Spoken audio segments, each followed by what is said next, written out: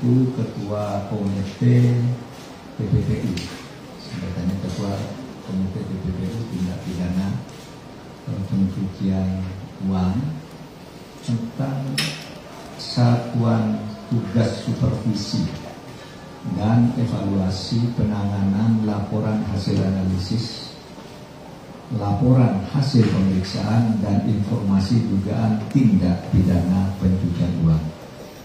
Jadi sesuai dengan hasil rapat Komite TPPU tanggal 10 April tahun 2023, ya, keputusan hasil rapat TPPU tanggal 10 April 2023 yang kemudian disampaikan kepada DPR melalui rapat dengan pendapat di Komisi 3 DPR RI tanggal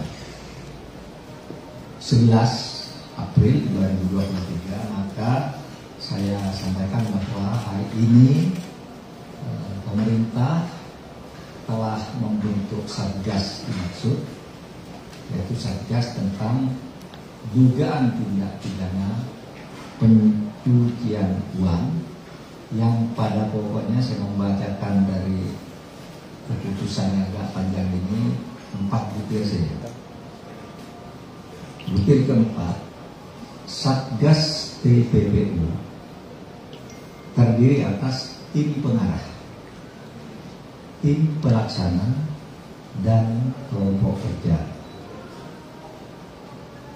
Tim pengarah terdiri dari 3 orang pimpinan Komite TPPU, yaitu Menteri Koordinator Bidang Politik, Hukum, dan Keamanan selaku Ketua Komite TPPU, Menteri Koordinator Bidang Perekonomian selaku Wakil Ketua Komite TPPU, dan Kepala Pusat Pelaporan dan Analisis Transaksi Keuangan selaku Sekretaris merangkap anggota Komite TPPU.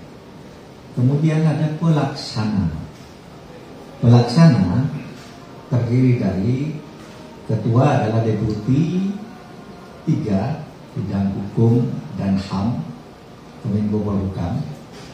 Kemudian wakilnya Deputi 5 Bidang Koordinasi Keamanan dan Ketertiban Masyarakat Kemenko Polhukam.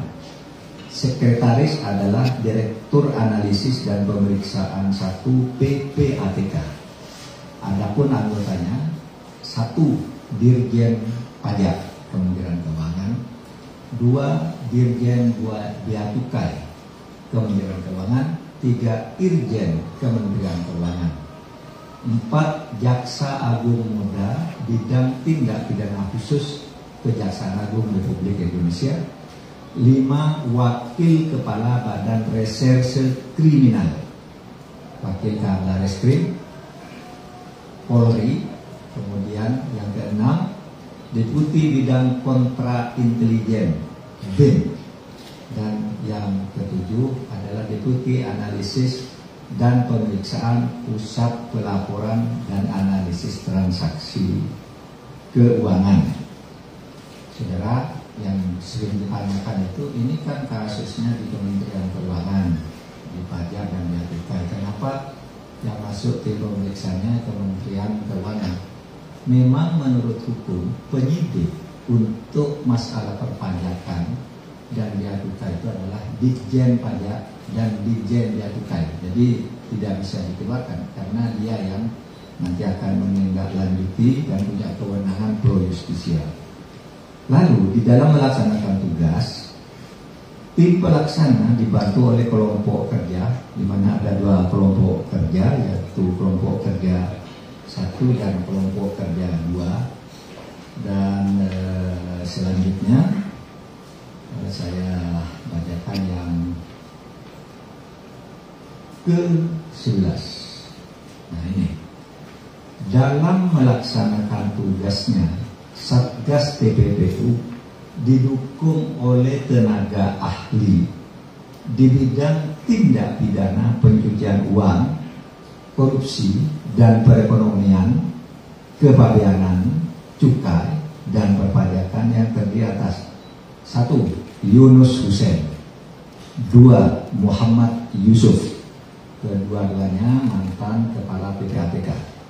Yang ketiga, Rimawan Pradiptyo, dosen UGM, Wuri Handayani, dosen UGM, Laude M. Syarif, mantan pimpinan KPK, Topo Santoso, guru besar UI, lalu Bapak Gunadi, Pak Gunadi, kemudian Bapak Danang Widyoko, Bapak Danang Widyoko TII ya,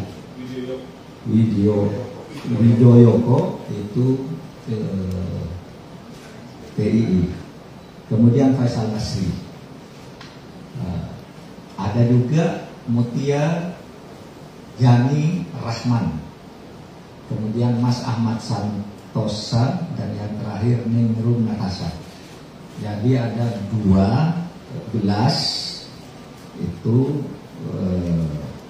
tenaga ahli yang akan ikut di dalam menangani dugaan tindak pidana pencucian uang ini. Tetapi tenaga ahli ini karena bukan penyidik berdasar undang-undang, maka dia tidak langsung masuk ke kasus, tetapi dia memberikan masukan-masukan, tidak ada entitasnya, tetapi nanti akan menjadi konsultan dan sebagainya kalau ada masalah-masalah yang menjadi atau perlu perhatian khusus.